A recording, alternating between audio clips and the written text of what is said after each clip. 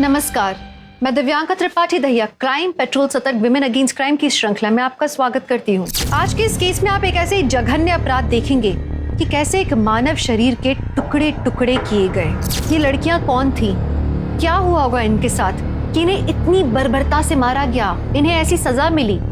मतलब इंसान की जान की कीमत इतनी सस्ती है कि उसे कभी भी मार के कहीं भी फेंक दिया जाए। क्या देश का संविधान और कानून का खौफ इन अपराधियों के मन में खत्म हो चुका है? अब इन्हें किसी बात का डर नहीं।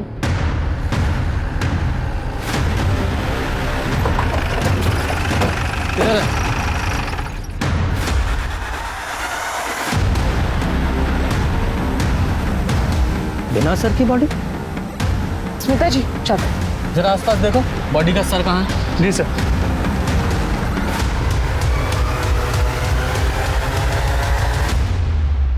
गुप्ता, कुछ मिला?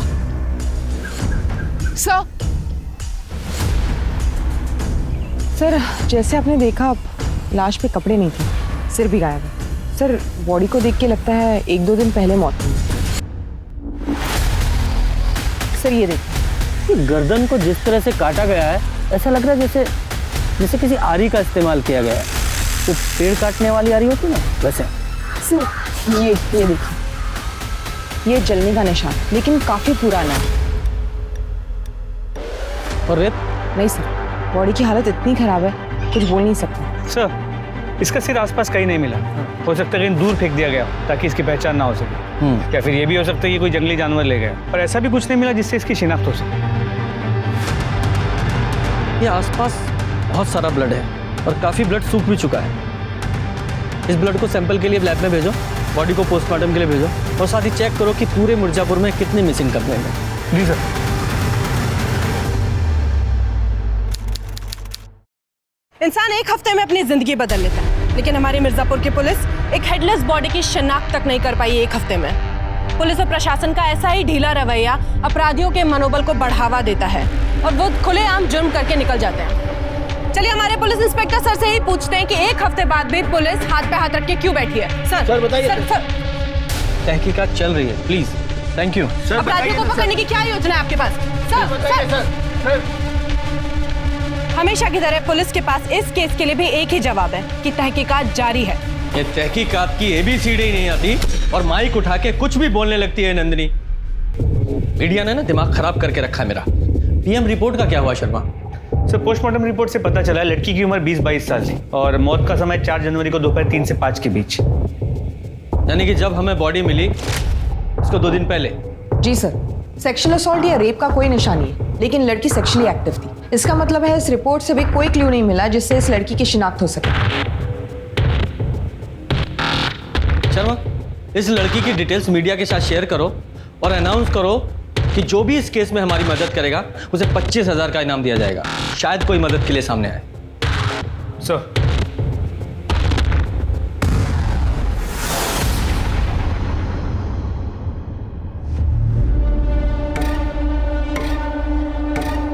पुलिस तो कभी कुछ करती नहीं है।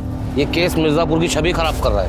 खूनी को पकड़ना पुलिस का काम है। पुलिस अपना काम कर रही है और हम तो पूरा सहयोग कर रहे हैं ना। और क्या करते सर हैं? आपसे कोई क्लियर जवाब नहीं मिल पा रहा है। जनता आपसे सवाल नहीं पूछेगी तो किससे? सर जनता आपसे नहीं पूछेगी तो किससे पूछ? सर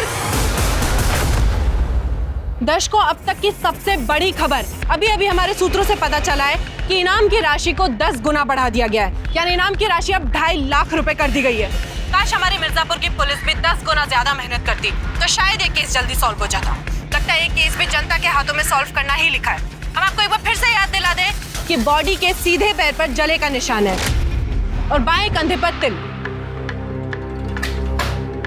नंदिनी को पुलिस के बारे में कुछ पॉजिटिव नहीं मिलता है, सर हमेशा नेगेटिव बोलती है। सर जैसे आपने कहा था, फॉरेंसिक रिपोर्ट से हमें पता चला है कि क्राइम सीन पर 2 अलग-अलग ब्लड सैंपल्स मिले। ये देखिए सर। सर ये भी तो मुमकिन है कि जिसने भी ये खून किया है बॉडी काटते समय उसे भी घाव हो गया और वो दूसरा खून उसका हो। लेकिन क्राइम सीन पर जितना ब्लड था उसे देखकर ऐसा नहीं लगता वो किसी छोटे मोटे घाव से निकला है या किसी एक लाश का है। जरूर कोई दूसरा भी था। सर इसका मतलब आप कह रहे हैं कि 1 से ज्यादा खून हुए हैं? हाँ, लग तो ऐसे ही रहा है कि 1 नहीं 2 खून हुए हैं। शर्मा, एक काम करो, जितने भी हार्डवेयर हैं, टूल के स्टोर हैं, वहाँ पे पता करो किसी ने इलेक्ट्रिक शॉक खरीदी थी क्या। लेकिन सर इलेक्ट्रिक आ रही है क्यों? क्योंकि पोस्टमार्टम रिपोर्ट के हिसाब से जिस तरह का क्लीन कट लगा हुआ था वो किसी हाथ की आरी से पॉसिबल नहीं है। उसके लिए ज़रूर इलेक्ट्रिक सॉ लगा है। ज़रा पता करो। जी सर। और हाँ, वो डॉग स्क्वाड से कुछ पता चला? सर डॉग स्क्वाड की मदद से हम हाईवे तक जा पहुंचे, उसके आगे कुछ नहीं।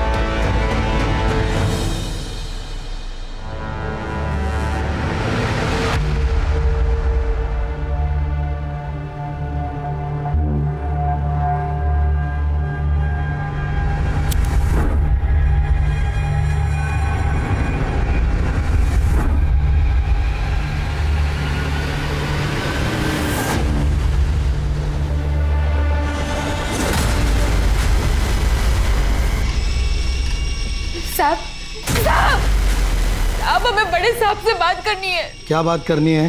वो खबरों में देखा कि एक लाश मिली है, सर कटी लाश।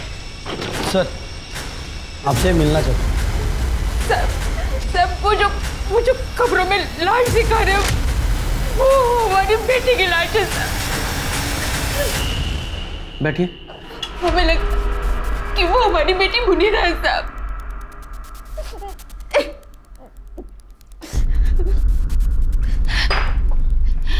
आराम से बताइए, आपका नाम क्या है? साहब मेरा नाम शबनम अंसारी है साहब। लेकिन आपको कैसे पता चला वो मुनीरा ही है? सर जब वो 10 साल की थी तो खाना पकाते हुए उसका सीधे पैर की एड़ी जल गई थी और अब तक वो नहीं जानते साहब। और बाएं कंधे पर तिल, न्यूज़ में यही पहचान बता रहे हैं साहब, वो हमारी मुनीरा ही है साहब।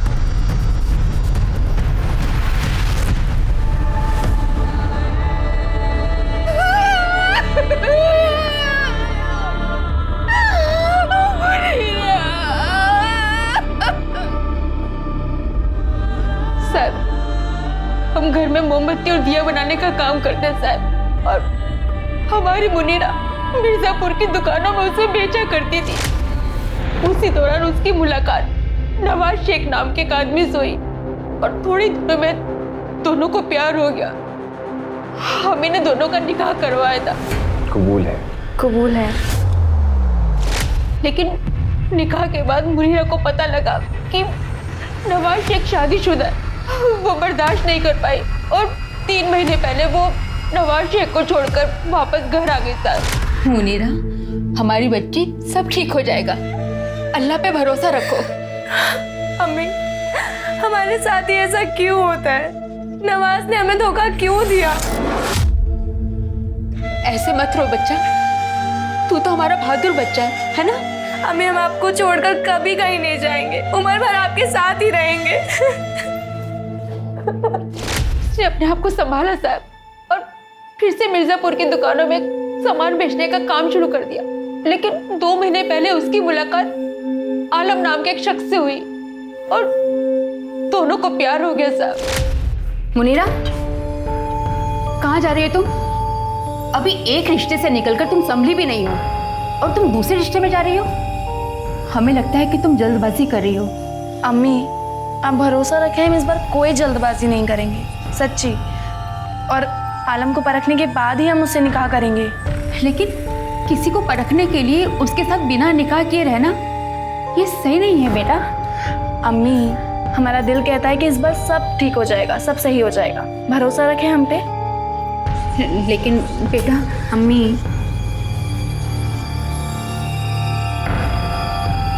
अल्लाह हाफिज। अल्लाह हाफिज। वो अक्सर हमसे मिलने आया करती थी साहब, लेकिन 2 हफ्ते से उसने मिलने आना बंद कर दिया।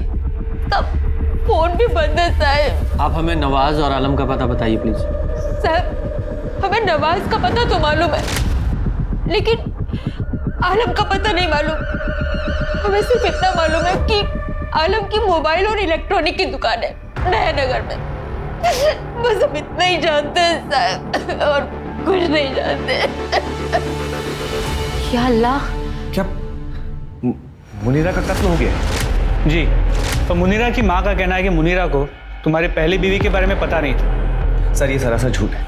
देखिए हम मानते हैं कि हमारे मजहब के अंदर एक से ज़्यादा निकाह करने की हमें इजाज़त है, लेकिन पहली बीवी के बगैर इजाजत के हम दूसरी शादी नहीं कर सकते। और मुनीरा को यह सब बात पता थी कि हमारा निकाह पहले से ही नुसरत के साथ हो चुका है, लेकिन मुनीरा चाहती थी कि वो हमसे निकाह करे। हमने उसे पहले ही मना कर दिया था, लेकिन फिर भी वो हमारे पीछे हाथ धोकर पड़ी थी। मुनीरा हमें धमकी देने लगी, अगर हमने उससे निकाह नहीं किया तो हमारे घर के बाहर जो अपनी जान दे देगी। ये क्या करते साहब, उस पे जैसे कोई भूत सवार था और हम किसी की मौत का बोझ नहीं उठा सकते थे, इसलिए हमने ही नवाज को कहा था कि उससे निकाह कर ले। मुनीरा से निकाह करने के बाद वो हमारी जिंदगी में नासूर बनने लगी। जब भी हम काम के सिलसिले में घर से बाहर जाते, वो नुसरत से लड़ाई झगड़ा करने लगती है। नुसरत, हमने तुम्हें मना किया है ना, जब तक हम किचन में हो तो अंदर मत आया करो। मुनीरा, हम बस पानी लेने आए थे। हाँ तो इंतजार कर सकती थी ना, जब तक हम खाना बना रहे थे। मुनीरा चाहती थी कि हम नुसरत को छोड़ दें, लेकिन हमने उसे साफ साफ इनकार कर दिया कि हम नुसरत को नहीं छोड़ सकते। उसके बाद हमारी जिंदगी बद से बदतर बनने लगी और 3 महीने पहले अचानक मुनीरा घर छोड़कर चली गई। तो तुमने उसे ढूंढने की कोशिश नहीं की? तुम्हारी बीवी थी वो?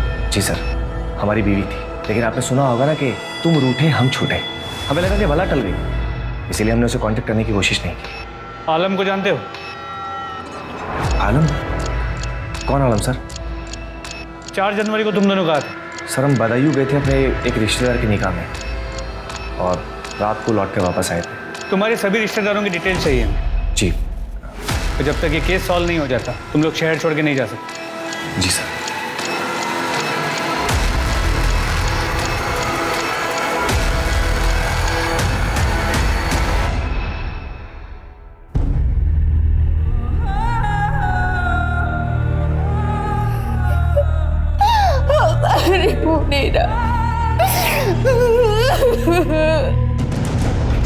सर नुसरत और नवाज ने हमें जो कुछ भी बताया था सब सही है। 4 जनवरी को वो दोनों भदोई में ही थे। लेकिन कत्ल कराया भी तो जा सकता है, क्योंकि इन दोनों के पास मोटिव है मुनीरा को मारने का।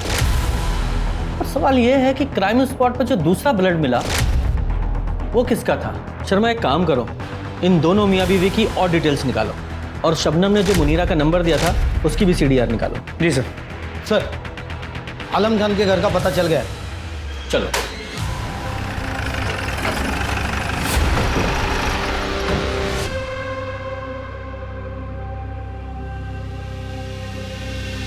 ये आलम यहीं रहता है? जी साहब, पर वो तो कई दिनों से लापता है और उसने तो कमाल भाईजान का 2 महीने का किराया भी नहीं दिया है। कहाँ रहते हैं कमाल भाईजान? जी साहब, ये पीछे ही रहता है। गुप्ता, चाबी लेके आओ। सर।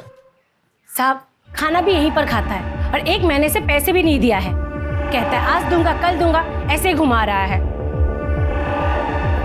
साहब, बिरयानी खाएंगे क्या? नहीं नहीं सर, चाबी मिल गई।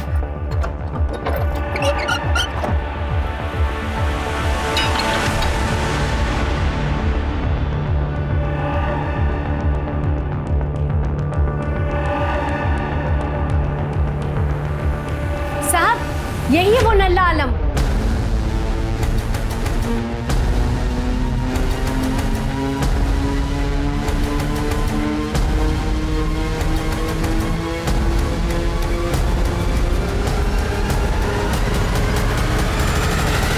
सर, ये देखिए, इसमें कुछ है। बाहर निकालो।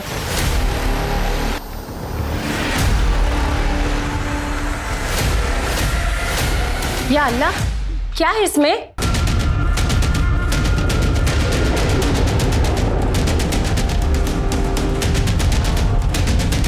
ये मुए ने क्या छुपा के रखा होगा इस पे? बाहर निकालो।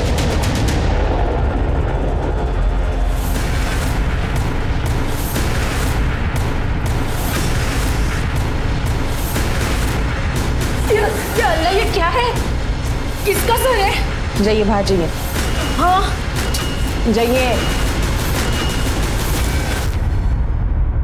पुलिस का शक सही साबित हुआ। आलम के घर 2 सर मिलने का मतलब था कि 2 कत्ल हुए थे।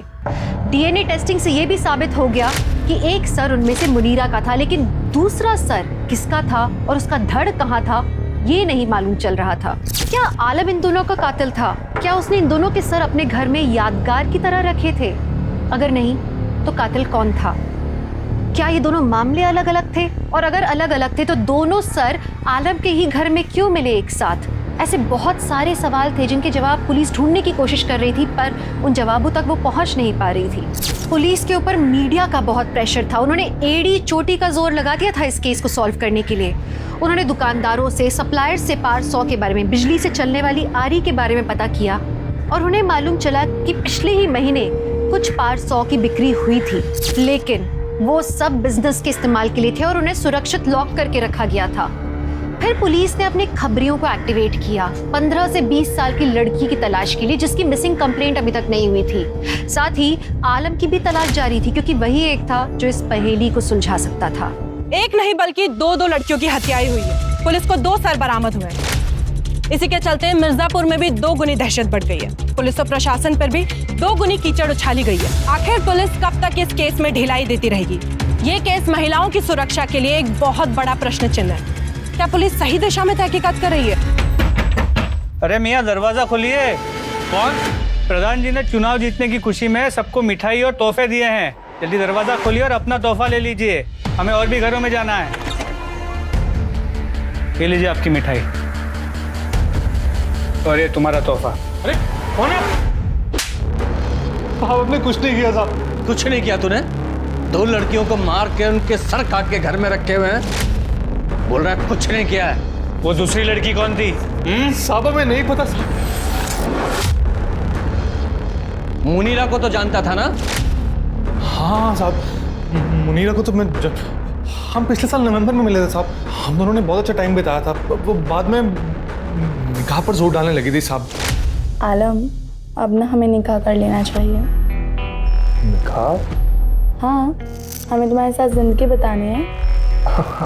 ये तो उसके लिए निकाह की क्या जरूरत है? हम लोग ऐसे भी साथ में रह सकते हैं। तुम हमारे साथ निकाह करना चाहते हो कि नहीं?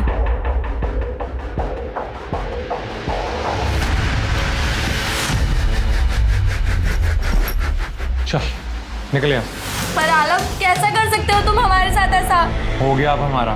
पर आलम, बोला ना, दोबारा कभी शक्ल में दिखाना आपने। चल निकल। पर आलम मेरी बात सुनो। निकल।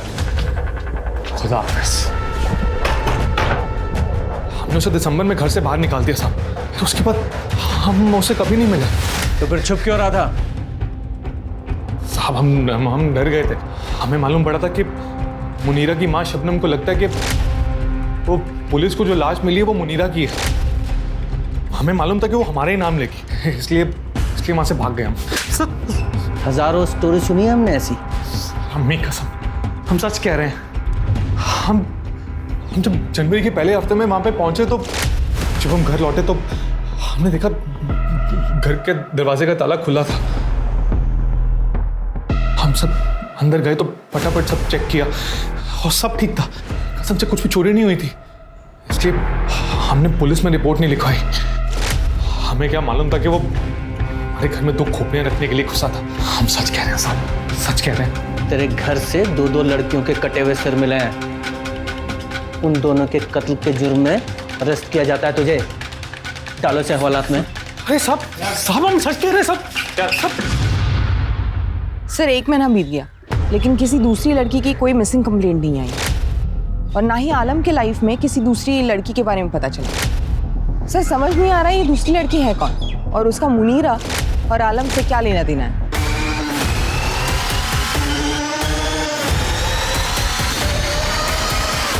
तो मुझे लगता है किसी ने जानबूझकर दोनों सिर आलम के घर में रखे थे ताकि उसे फंसा सके। हाँ, लेकिन आलम को फंसाने के लिए तो मुनीरा का सर ही काफी था। 2 क्यों? मुझे लगता है ये आलम ही कातिल है। इसे अच्छे से तोड़ो, सब बकेगा। एक्सक्यूज मी सर, खबरी का।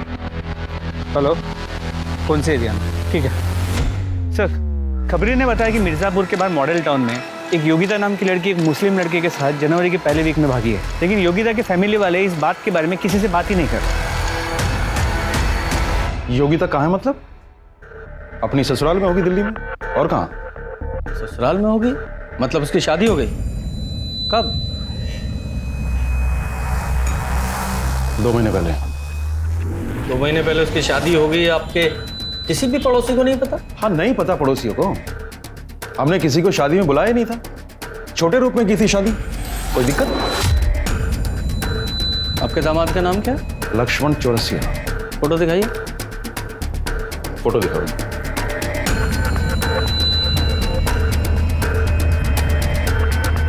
ये फोटो नहीं, शादी का फोटो दिखाइए। जमाई राजा अभी तक फोटो एल्बम भेजे नहीं है। मैडम वॉशरूम कहाँ पे? हाँ वो यहाँ पर। Sorry sir. दिल्ली का अपने दामाद जी का एड्रेस दे दीजिए, हम खुद जाके देख लेंगे। आपको नहीं लगता कि आप अपनी लिमिट्स क्रॉस कर रहे हैं? जाइए, नहीं देते आपको एड्रेस और डिटेल्स। ऐसा है, हम ना एक वकील हैं और अपने राइट्स को बहुत अच्छी तरह से जानते हैं। हमारा हक बनता है ये जानने का कि हमें पता हो कि आप लोग यहाँ पर किस लिए। हमें एक लड़की का कटा हुआ सर मिला है, उसकी आइडेंटिटी तलाश करने की कोशिश कर रहे हैं हम, ताकि उसके कातिलों को सजा दिला सकें। हमें कोई शौक नहीं है किसी की प्राइवेसी में दखल देने का। लेकिन आपको क्या, आपकी बेटी तो सही सलामत है ना दिल्ली में? हाँ?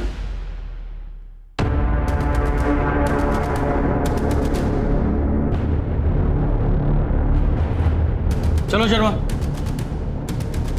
इनसे बात करके कोई फायदा नहीं, कुछ हासिल नहीं होगा।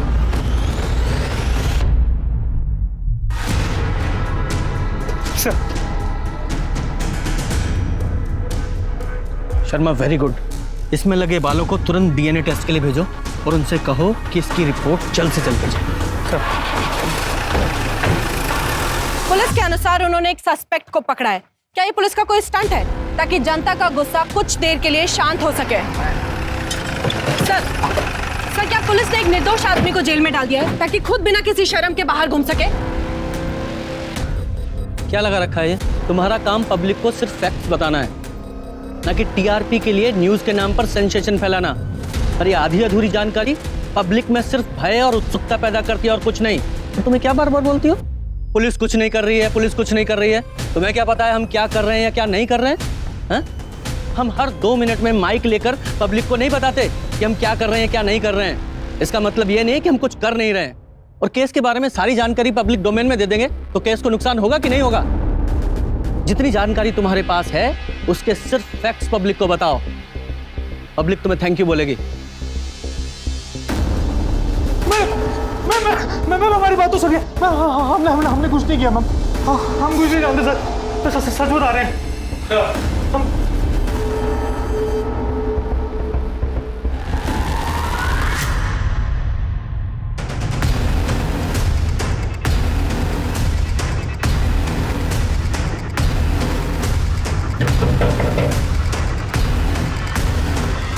अरे आप लोग फिर आ गए? ये कंघा आप ही का है ना? जी। तुम क्यों बोल रही हो? हम है ना यहाँ पर। ये कंघी हम आप लोगों के घर से लेकर गए थे। इस पर लगे बालों को हमने डीएनए टेस्ट के लिए भेजा और हमारे पास जो कटा हुआ सर है उसके बालों से मैच कराया। दोनों का डीएनए मैच हुआ है। आप लोगों के घर में आपके अलावा आपकी बेटी ही रहती थी। हमारे पास जो कटा हुआ सर है योगिता का है। नहीं, ऐसा नहीं हो सकता।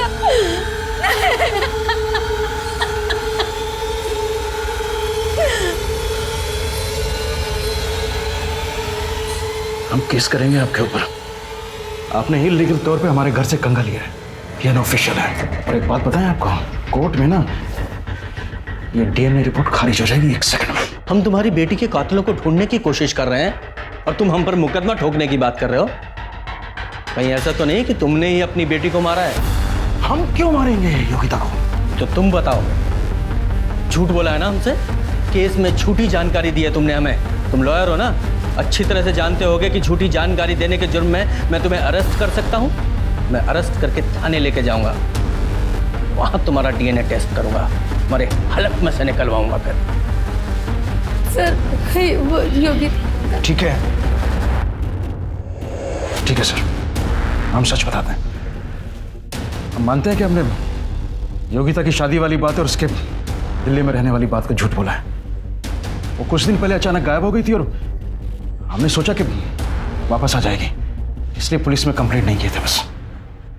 योगिता आपके घर से 4 जनवरी को गई थी ना? आप हमारी वाइफ से सवाल क्यों पूछ रहे हैं? हम बता रहे हैं आपको कि 4 जनवरी था। इससे ज्यादा हमें कुछ नहीं पता है। शर्मिंदगी की वजह से हम मिसिंग कंप्लेंट नहीं किए थे बस।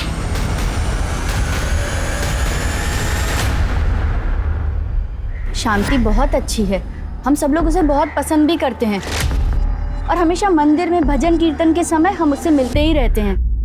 लेकिन उसका पति धर्मपाल, हम लोग उससे दूरी बनाकर रखते हैं। क्यों? बड़ा टेढ़ा और कमीने टाइप का इंसान है धर्मपाल, और वकील तो उससे भी वाहियात है। केस के नाम पर पैसे लूटता है। ऐसे लोगों के वजह से लोग डरते हैं वकीलों से। और मैडम, वो 3 नंबर गली वाली भावना, वो बता रही थी कि शायद योगिता का चक्कर किसी दूसरे धर्म वाले लड़के के साथ था। और जब ये बात धर्मपाल को पता चली तब तो उसने घर पर बहुत ज्यादा बवाल खड़ा कर दिया था। इस धर्मपाल को अपनी बेटी योगिता के अफेयर के बारे में पता था, लेकिन ये बात इसने हमें नहीं बताई। पर आगे भी हम उससे मदद की कोई उम्मीद नहीं रख सकते। लेकिन मुझे पता है कौन हमारी मदद कर सकता है।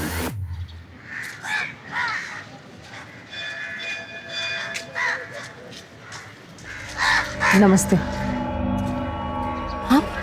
आप यहाँ क्या कर रही हैं? आप जाइए यहाँ से। देखिए, इस केस को सॉल्व करने के लिए और योगिता के कातिलों को पकड़ने के लिए हम यहाँ पर आपसे मदद मांगने आए हैं। देखिए, आप हमारे पति को नहीं जानती।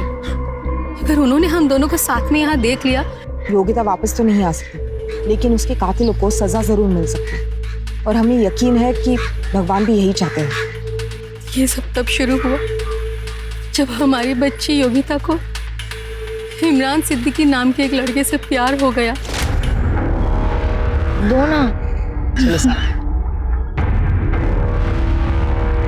योगिता!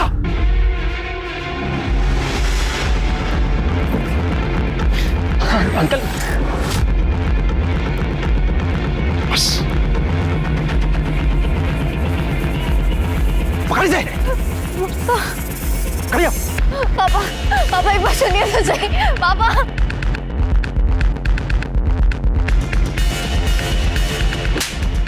इसी दिन के लिए तुझे पढ़ाया लिखाया था, आजादी दी थी। शांति, आज के बाद ना ये घर से तब तक नहीं निकलेगी जब तक कि हम अपनी जाति का लड़का देखकर इसकी शादी ना कर दें। पापा आप किस जमाने में जी रहे हैं? ये कौन सा तरीका अपने पापा से बात करने का? तुम्हारे भले के लिए तो कह रहे हो। माँ आप भी जानती है कि पापा गलत है।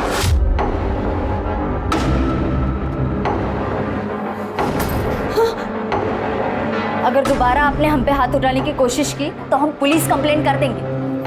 अगर आप वकील हैं तो हम भी अपने अधिकार जानते हैं और हम 20 साल के हो चुके हैं। अगर इस देश में हम अपने मर्जी से वोट कर सकते हैं ना, तो हम शादी भी अपने मर्जी से ही करेंगे। हम भी देखते हैं कि कैसे करते हैं। Happy birthday to you।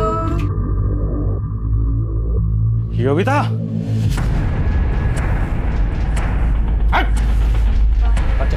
पापा आप सुनिए तो सही। मैं बस। अरे भाई साहब, अरे मेरी बात तो सुनिए। पापा बट भाई साहब, देखिए, हमें कोई झगड़ा नहीं चाहिए। हम बड़े ही शांत प्रिय आदमी हैं, लेकिन तब तक जब तक हमारी बातें मानी जा रही है। धर्मपाल जी की बेटी से दूर रहिए, वरना दोस्ती महंगी पड़ सकती है। भाभी, मुझे और योगिता को एक होने से कोई नहीं रोक सकता। सर, क्या मतलब है इस नोटिस का? और हमारी शॉप कोई गैर कानूनी नहीं है? हाँ, गैर कानूनी तरीके से अवैध रूप से हथियाई गई जमीन पर बनाई गई है दुकान। हम प्रूव कर सकते हैं कि हमारी ये दुकान और ये जमीन गैर कानूनी नहीं है। ठीक है, तुम्हारे पास 1 महीने का समय है, आप सबूत दीजिए। लेकिन हाँ, तब तक ये शॉप सील रहेगी। चलिए चलिए भाई। सर, हमारे कारोबार का चलिए भाई, सील करिए। ये तालाब एक ही चाबी से खुल सकता है। योगिता को भूल जाओ।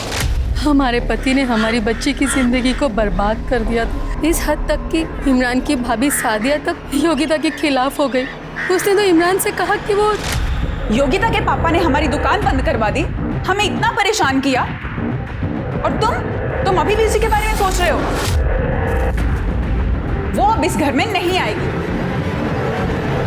पर इमरान और उसका बड़ा भाई अज़हर दोनों पीछे नहीं हटे। इमरान हमारी बच्ची से बहुत प्यार करता था, फिर दोनों ने एक बार यहाँ से भाग जाने का ठाना।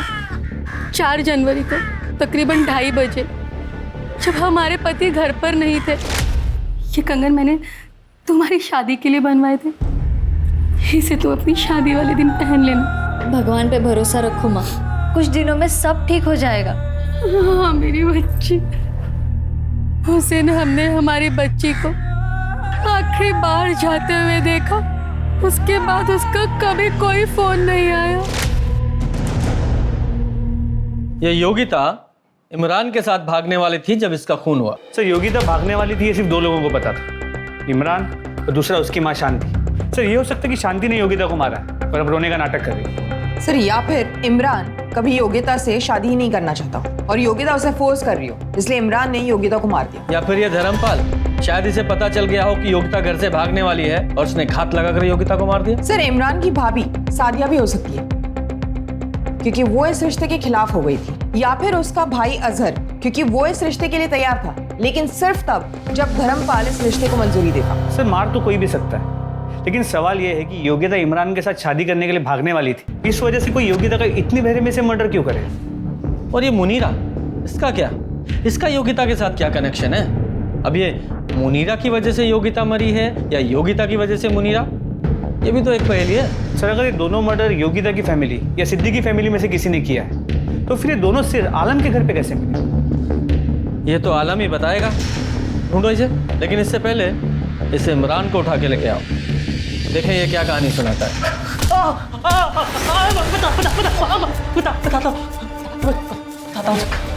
बोल।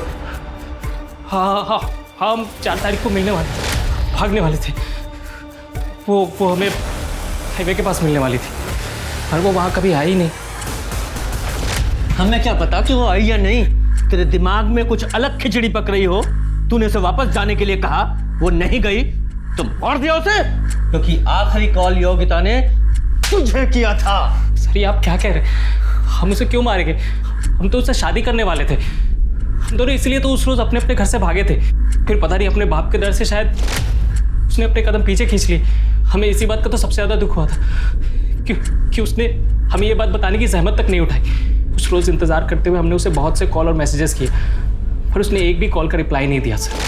फिर जैसे तैसे हमने अपने आप को संभाला और अपनी ज़िंदगी में आगे बढ़ने की कोशिश करने लगे। हमने कभी सपने में भी नहीं सोचा था कि उसका मर्डर हो गया। सर जिस किसी ने भी उसका मर्डर किया ना, अगर वो इंसान हमें मिल गया तो हम उसको जिंदा नहीं छोड़े, उसके टुकड़े टुकड़े करके हम उसे कुत्तों को खिला देंगे। हारियों की तरह हमें धोखा नहीं दिया था। इमरान का इस तरह आवेश में आकर बोला हुआ हर शब्द 2 तरफ इशारे कर रहा था। एक ये कि या तो वो सच बोल रहा था या फिर वो बहुत अच्छा एक्टर था, लेकिन किसी भी सूरत में पुलिस का शक उस पर बना हुआ था। पुलिस ये समझने की कोशिश कर रही थी कि क्या हुआ था और क्यों हुआ था। एक बात तो तय थी कि योगिता और मुनीरा की मौत एक ही जगह पर हुई थी। दोनों के सर को धड़ से अलग कर देना, मुनीरा की लाश वहीं छोड़ के योगिता की लाश ले जाना और दोनों के सर का आलम के घर में मिलना, बहुत पेचीदा था ये सब समझना। तो क्या आलम ने दोनों की हत्या की थी? और अगर नहीं की थी तो किसने की थी? और क्या वो इंसान इन दोनों लड़कियों को जानता था? पुलिस को अभी तक इन दोनों के बीच में कोई कनेक्शन नहीं नजर आ रहा था। एक बात तो तय थी कि इन दोनों की मौत के पीछे किसी सनकी का हाथ था, लेकिन ये समझ नहीं आ रहा था कि उन दोनों लड़कियों को जिनके बीच में कोई संबंध नहीं था, मारने के लिए उन्हें क्यों चुना गया। पुलिस यही सब सुलझाने में लगी थी, तभी एक सुराग उनके हाथ लगा जो शायद इस केस को सुलझा सकता था। सर ये इंदु जोशी है, योगिता की बचपन की सहेली। सर ये आपको कुछ बताना चाहती है। बैठो बेटा। हाँ बोलो। सर योगिता को धमकी मिली थी। सुन लड़की, अपने ही धर्म में रह, समझी? दूसरे धर्म को भूल जा, वरना हम भूल जाएंगे तुम हमारे धर्म की लड़की हो, समझे? योगिता बहुत घबरा गई थी सर, लेकिन फिर उसने अपने आप को संभाला और वही करने की सोची जो वो करना चाहती थी। अच्छा तुम तो योगिता को बचपन से जानती हो, उसकी बेस्ट फ्रेंड हो, तुम्हें क्या लगता है किसने किया होगा उसके साथ ये? धर्मपाल अंकल।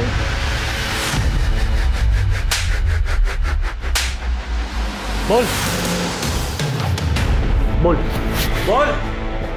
जितना मारना है ना मार लो, लेकिन मैंने कुछ नहीं किया है। योगिता के बहाने में उस लड़के का भूत उतारना चाहता था, इसलिए उन्हें भेजा था। उसे धमकाने के लिए। और जब वो नहीं डरी तो उसे मरवा दिया। नहीं, मैं अपनी बेटी को कभी नहीं मार सकता। एक बाप होने के नाते उसकी रक्षा कर रहा था, उसके धर्म की, उसकी संस्कृति की। कौन सा गुनाह कर रहा था? मॉडर्न होने का मतलब ये नहीं है कि आप अपने धर्म को भूल जाएं। मुनीरा को जानते हो? कौन मुनीरा? मैं किसी मुनीरा को नहीं जानता हूं। इसे? नहीं। शर्मा, जरा इधर आओ। ये धर्मपाल इससे ज्यादा बोलने वाला है नहीं। ये नवाज और नुसरत के बारे में और पता करो।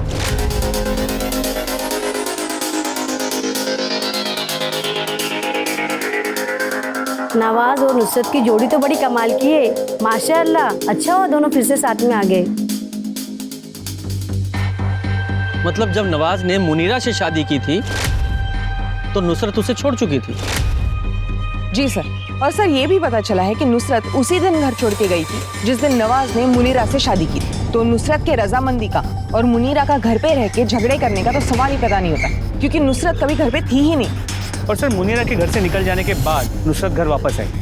लोगों का ये भी कहना है कि नुसरत के भाई जफर का नवाज पे काफी प्रेशर है और इस जफर का रिकॉर्ड भी कुछ अच्छा नहीं है सर।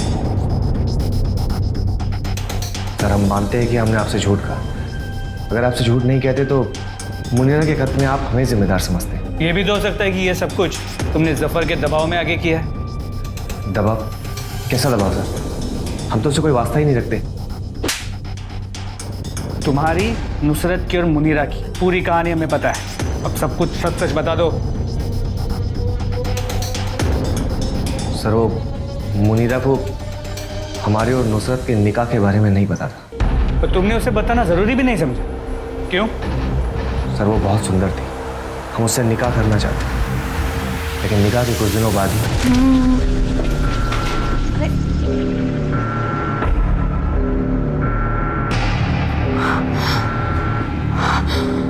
उस दिन के बाद से मुनीरा और हमारे बीच में झगड़ा होने लगा, तनाव बढ़ने लगा। फिर एक दिन वो घर छोड़कर चली गई। तो तुम क्या उम्मीद करते थे? वो जश्न मनाती? और जफर अहमद, उसका इस सब में क्या रोल?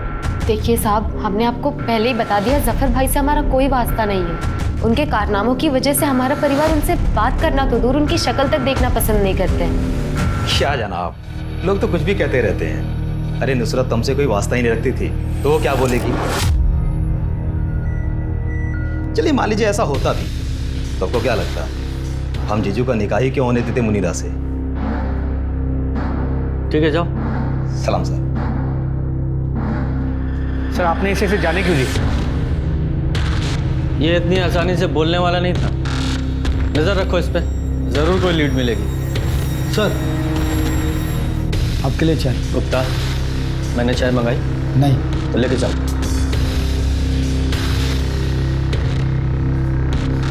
इस केस में हर बार डेड एंड पे पहुंच जाते हैं। कुछ हाथ नहीं लग रहा है।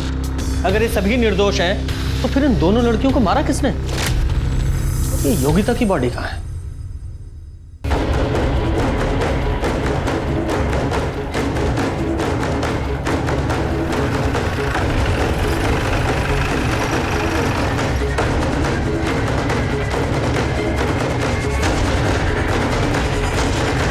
शर्मा, बॉडी निकालने के लिए किसी को बुलाओ।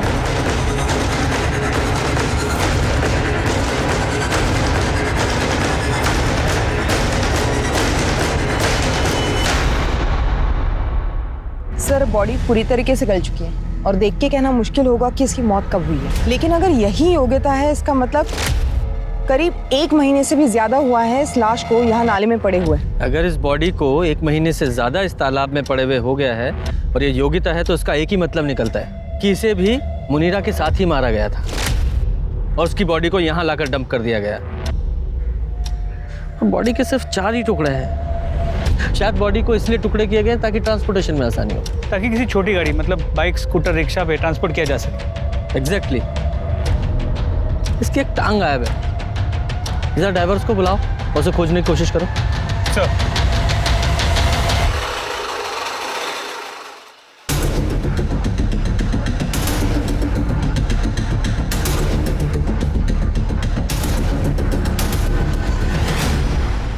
जैसा पुलिस को शक था वैसे ही हुआ। आलम खान के घर मिला दूसरा सर योगिता का ही था। डीएनए रिपोर्ट में तो ये पता लग ही गया था, साथ ही पोस्टमार्टम रिपोर्ट में ये पता चला कि मुनीरा की तरह ही योगिता को भी मारा गया था। दोनों के साथ सेक्सुअल असॉल्ट नहीं हुआ था, लेकिन दोनों की मौत में एक अंतर था, वो ये कि योगिता के शरीर को 4 टुकड़ों में काटा गया था पावर सॉ यानी बिजली से चलने वाली आरी से। पुलिस से पता लगाने की कोशिश कर रही थी कि शहर में किस किस के पास ऐसी पावर सॉ है, लेकिन इसी बीच एक ऐसा क्लू मिला जिससे इस केस को एक नया मोड़ मिल गया। सर, डीएनए रिपोर्ट से कंफर्म हुआ है कि जो तालाब में बॉडी मिली थी वो योगिता की है। ओके शर्मा, ये देखो, ये नुसरत अपने भाई जफर से मुनीरा के कत्ल से सिर्फ 2 दिन पहले ही मिली। मतलब ये नुसरत, जफर और नवाज सबके साथ झूठ बोल रहे हैं। एग्जैक्टली। लेकिन ये फोटो जिस ईमेल आईडी से आई है उसका नाम है कड़वा सच। मैंने पूजा को बोला है साइबर सेल से जरा डिटेल निकालिए इस आईडी की। अच्छा, लगता है कोई गुमनाम रह के हमारी मदद करने की कोशिश कर रहा है। हाँ, पर इसका मतलब ये भी तो है कि जिसने फोटो भेजी है उसे पता है कि जफर, नवाज और नुसरत हमें क्या बताया है। हमने आपको पहले ही बता दिया, जफर भाई से हमारा कोई वास्ता नहीं है। हम जीजू का निकाह ही क्यों होने देते मुनीरा से? अब ये बातें हमने पब्लिक डोमेन में तो रखी नहीं है। एक काम करते हैं, इन तीनों से पूछताछ करने से पहले जिसने ये फोटो भेजी है उससे पूछताछ करते हैं। सर, आपको यकीन नहीं होगा ये फोटो हमें किसने भेजी है। किसने? तो ये हृदय परिवर्तन कैसे हो गया? सर, हमने आपकी मदद करने के लिए वो फोटो भेजी और आप हम पे ही शक कर रहे हैं। हाँ, कर रहे हैं शक। उसका रीजन है, आपने जिस जफर का हमें फोटो भेजा है, हमें पता है कि तुम उसके रेगुलर कांटेक्ट में थी। ये लो, आपके सारे कॉल रिकॉर्ड्स, साफ पता चल रहा है उसके रेगुलर टच में हो तुम। बोलिए, क्या माजरा है? सर, कुछ समय पहले जब हम अंडरवर्ल्ड की स्टोरी और रफीक गैंग के मर्डर की स्टोरी कवर कर रहे थे, तब हम जफर से मिले थे और हमें एक दूसरे से प्यार हो गया। हम एक दूसरे के बहुत करीब आ गए थे। लेकिन कुछ टाइम पहले जब हमने उसे एक लड़की के साथ रंगे हाथों पकड़ लिया, तब हमें उससे बदला लेना था। जफर ने हमें बताया कि उसकी बहन नुसरत ने उससे सारे कॉन्टैक्ट ख़त्म कर लिए, लेकिन जब हमने उसे नुसरत से मिलते देखा तो उसका फ़ोटो क्लिक कर लिया, वही फ़ोटो आपको भेज दिया ताकि तुम्हारा बदला पूरा हो सके। सर, हमें हमारा बदला चाहिए और आपको सबूत। अगर ये फ़ोटो आपको इस केस को सॉल्व करने में मदद करता है तो हम किसी को नहीं बताएंगे कि ये फ़ोटो हमने आपको दिया है। सर, हम इतने भी बुरे नहीं हैं। कई बार पुलिस टीम और रिपोर्टर साथ में काम भी कर सकते हैं। Nice thought. शर्मा, जरा इस जफर को एक विजिट दो।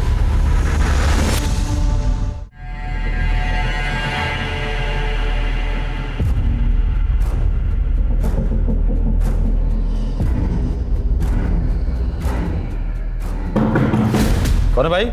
जफर भाई, आपके लिए पार्सल आया है। किसने भेजा है? देख लो।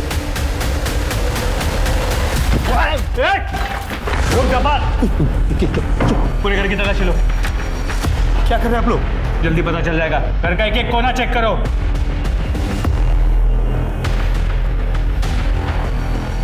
सर, 1 मिनट यहाँ आइए। सर, ये देखिए।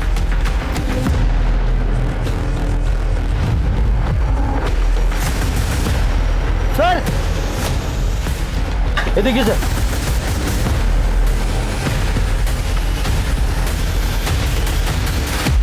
फॉरेंसिक रिपोर्ट से पता चला है तेरे स्कूटर पे जो खून था वो योगिता का था और जो इलेक्ट्रिक आरी पे खून था मुनीरा का।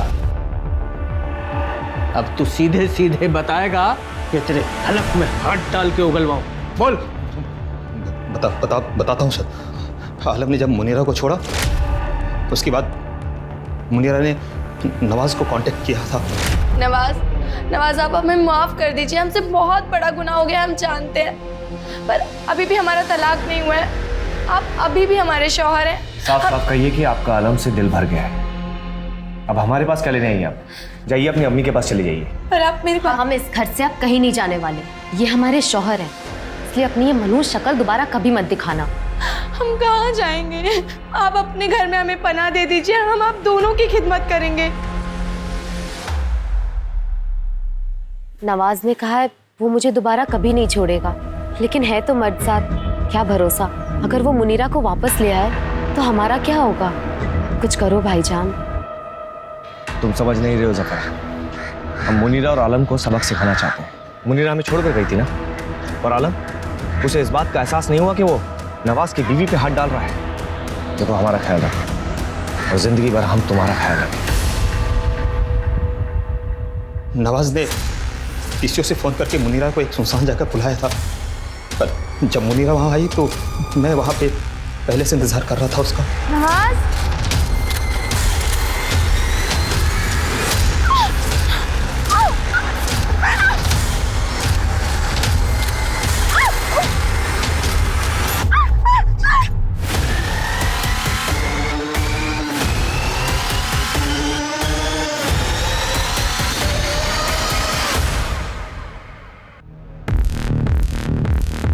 उसके बाद हमको पता था कि अब इसको मारना ही पड़ेगा और कोई चारा नहीं था हमारे पास।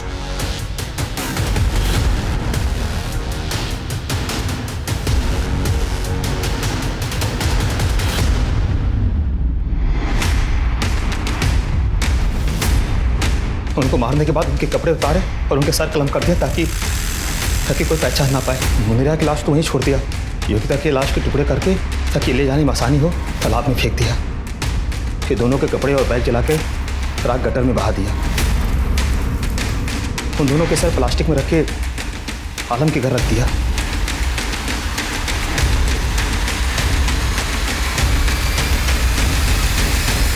और वो इलेक्ट्रिक गाड़ी कहाँ से खरीदी? तो पहले से था हमारे पास। रफीक गैंग के 2 लोगों को पहला सफाया किया था हमने। अच्छा, मतलब जो वो 2 मर्डर नंदिनी रिपोर्ट कर रही थी वो तूने किए थे? सर, कभी आपने इलेक्ट्रिक गाड़ी का इस्तेमाल किया है?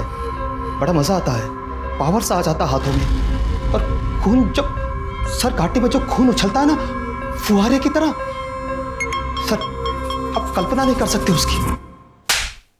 इसके खिलाफ 4 मर्डर की चार्जशीट दाखिल करो। जफर को योगिता और मुनीरा के कत्ल के लिए और नवाज और नुसरत को इस जघन्य अपराध में साथ देने के लिए गिरफ्तार किया गया। मुनीरा ने अपनी जिंदगी में गलत इंसान को चुनने की गलती की, जिसकी कीमत उसने अपनी जान दे के चुकाई। और योगिता, वो तो बस गलत समय पर गलत जगह पर मौजूद थी। वो अपनी पिता की सोच से दूर जाना चाहती थी और बदकिस्मती से एक आदमखोर कातिल के हाथ लग गई, जिसने एक कत्ल को छुपाने के लिए दूसरा कत्ल कर दिया। किसी की जान ले लेना किसी भी मुद्दे का हल हो ही नहीं सकता। ये एक क्राइम है, और आप चाहे कितनी भी तिकड़म लगा लें, एक क्राइम करने के बाद मुजरिम अपने निशान छोड़ ही जाता है, पकड़ा जाता है। आप अपने परिवार को प्यार से संजो के रखें। इसी आशा के साथ मैं दिव्यांका त्रिपाठी दहिया अब लेती हूँ आपसे विदा। फिर मिलूंगी अगले केस के साथ। तब तक देखते रहिए क्राइम पेट्रोल, सतर्क, विमेन अगेंस्ट क्राइम। एक औरत परिवार अब हर औरत का भार। जय हिंद।